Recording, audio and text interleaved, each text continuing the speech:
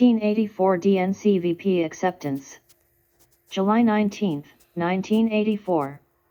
Geraldine Ferraro. Ladies and gentlemen of the convention, my name is Geraldine Ferraro.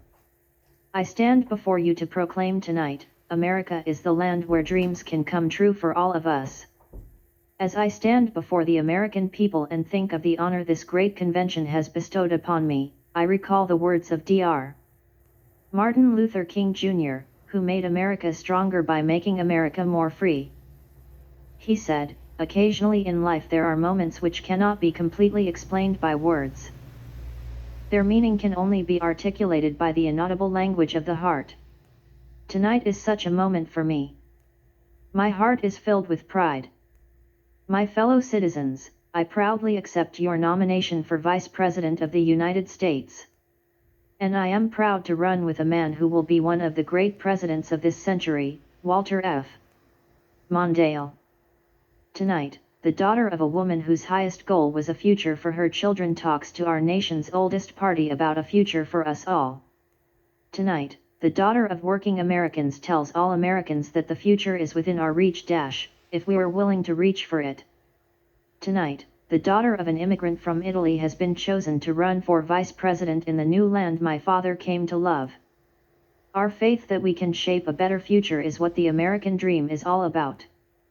The promise of our country is that the rules are fair. If you work hard and play by the rules, you can earn your share of America's blessings. Those are the beliefs I learned from my parents. And those are the values I taught my students as a teacher in the public schools of New York City. At night, I went to law school.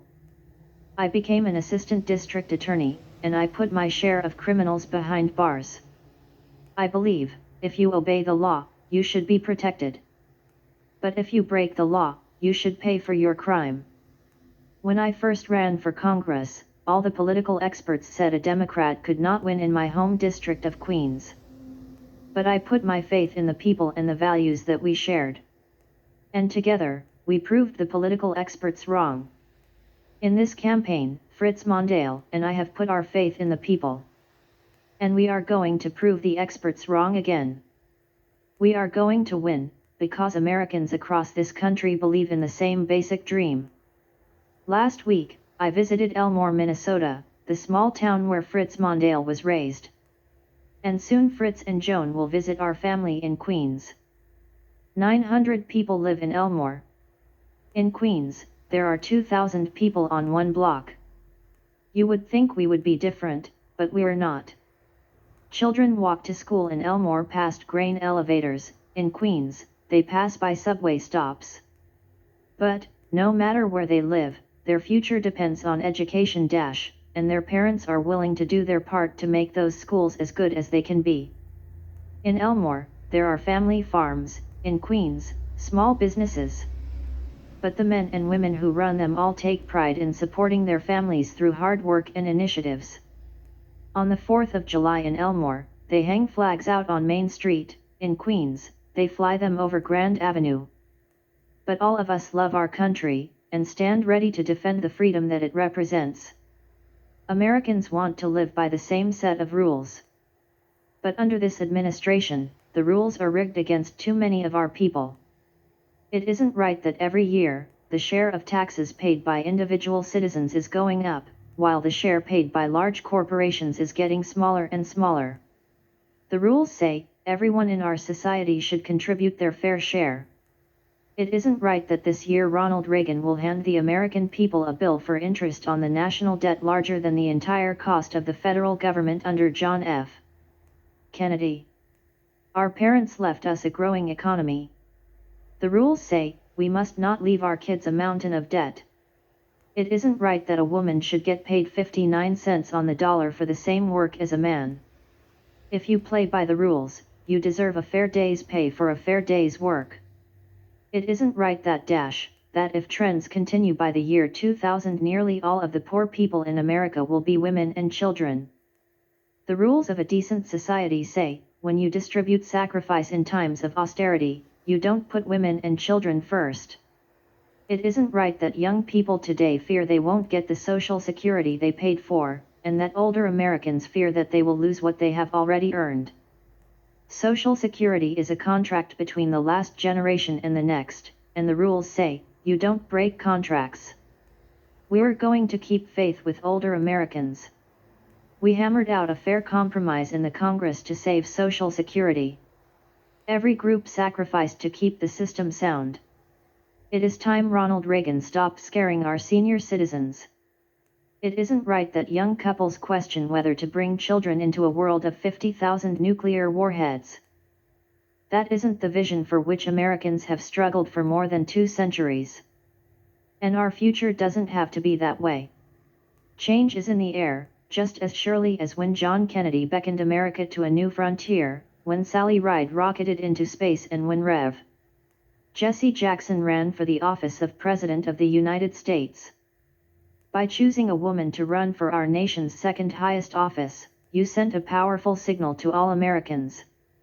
There are no doors we cannot unlock. We will place no limits on achievement. If we can do this, we can do anything. Tonight, we reclaim our dream. We are going to make the rules of American life work fairly for all Americans again. To an administration that would have us debate all over again whether the Voting Rights Act should be renewed and whether segregated schools should be tax exempt, we say, Mr. President, those debates are over. On the issue of civil, voting rights and affirmative action for minorities, we must not go backwards. We must dash, and we will move forward to open the doors of opportunity.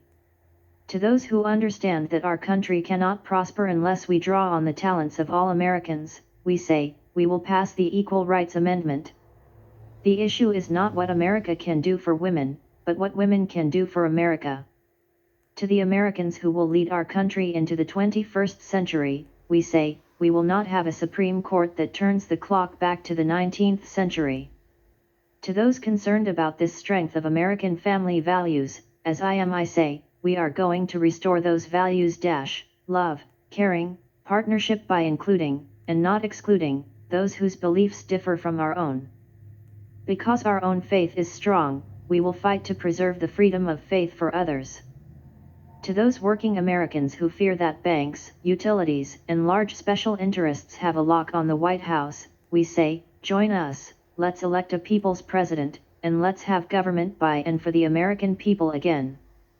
To an administration that would savage student loans and education at the dawn of a new technological age, we say, you fit the classic definition of a cynic, you know the price of everything, but the value of nothing.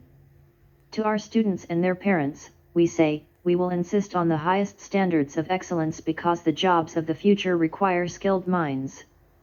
To young Americans who may be called to our country's service, we say, we know your generation of Americans will proudly answer our country's call, as each generation before us. This past year, we remembered the bravery and sacrifice of Americans at Normandy. And we finally paid tribute as we should have done years ago to that unknown soldier who represents all the brave young Americans who died in Vietnam. Let no one doubt, we will defend America's security and the cause of freedom around the world.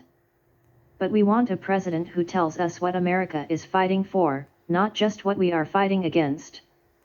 We want a president who will defend human rights not just where it is convenient but wherever freedom is at risk, from Chile to Afghanistan, from Poland to South Africa. To those who have watched this administration's confusion in the Middle East, as it has tilted first toward one and then another of Israel's longtime enemies and wondered, will America stand by her friends and sister democracy? We say, America knows who her friends are in the Middle East and around the world. America will stand with Israel always. Finally, we want a president who will keep America strong, but use that strength to keep America and the world at peace.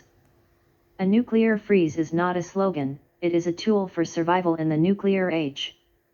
If we leave our children nothing else, let us leave them this earth as we found it whole and green and full of life. I know in my heart that Walter Mondale will be that president. A wise man once said, every one of us is given the gift of life, and what a strange gift it is. If it is preserved jealously and selfishly, it impoverishes and saddens. But if it is spent for others, it enriches and beautifies. My fellow Americans, we can debate policies and programs. But in the end, what separates the two parties in this election campaign is whether we use the gift of life for others or only ourselves. Tonight, my husband, John, and our 3 children are in this hall with me.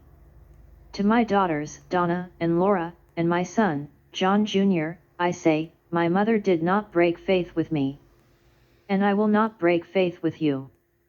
To all the children of America, I say, the generation before ours kept faith with us, and like them, we will pass on to you a stronger, more just America.